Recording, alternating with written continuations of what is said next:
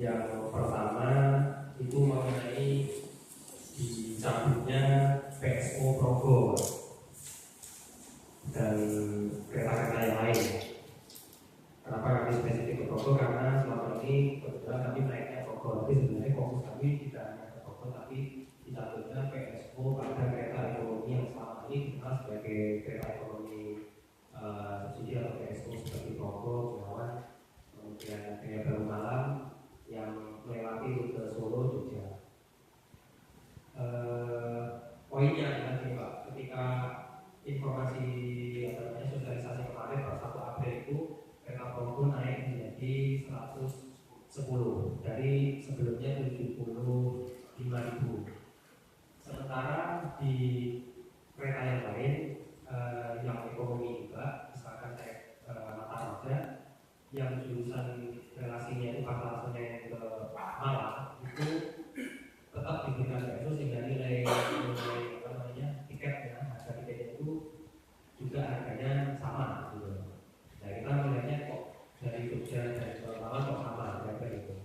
Yang pertama. Yang kedua, masalah jadwal kereta yang khususnya dan baik dari dari Jakarta, juga dari timur atau dari Solo dan dari Jogja.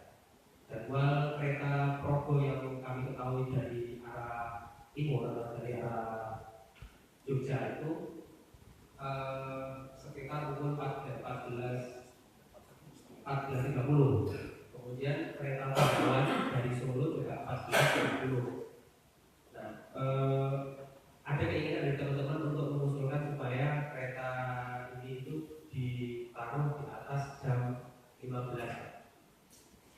setelah sholat asar. Bengawan dan Progo. Ini iya 14.30 dari timur.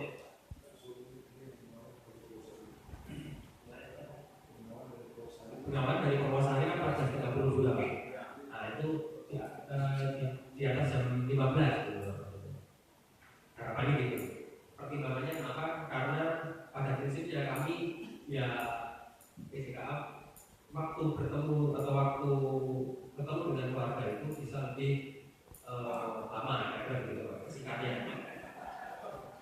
Kemudian yang dari arah Jakarta juga Pak, hari ini itu hanya ada satu kereta sebelum 1 April ya, itu hanya ada satu kereta PSO yang jalan setelah jam kerja. Rata-rata di Jakarta kan kerja setengah 5, ada yang jam 5. Jadi atas jam 5 itu hanya ada satu kereta Progo yang PSO. Kalau per 1 April Progo juga dicabut, berarti tidak ada kereta PSO yang ke arah timur. Ada Kertajaya tambahan itu pun ke arah Merak Utara itu juga bukan PSO dan seterusnya. Yang ketiga itu mengenai beberapa bulan terakhir itu kami mengeluhkan adanya oknum mungkin Pak ya, oknum Polsuska yang mungkin kami sikapnya kami katakan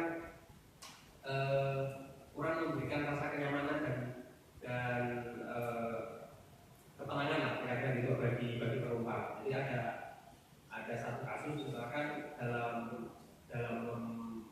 memberi peringatan kepada para penumpang itu dengan gaya yang cenderung militeristik bukan kepada rasa yang mengayomi misalnya gitu. Kemudian kalau diceritakan ini banyak kasus supaya saya contoh kasus satu aja, misalkan ada satu penumpang itu yang di KM dia agak lama di situ karena kalau dia mau pesan makanan karena dibilang ini bukan gerbong penumpang, silahkan kembali ke tempat tidur Anda. Kemudian sempat menjadi viral juga di Facebook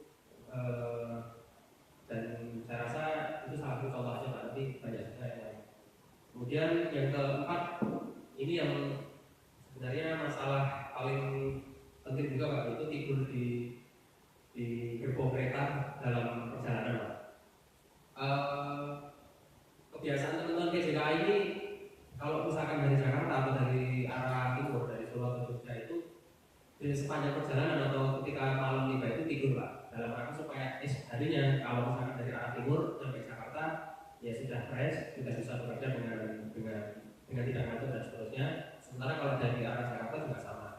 Nah, biasaan kami misalkan dalam kursi 4 misalnya, yang ekonomi 4 itu 2 orang tidur di bawah, tidur di istilahnya tidur di kolong, 2 orang di atas kursi gitu Pak, seperti yang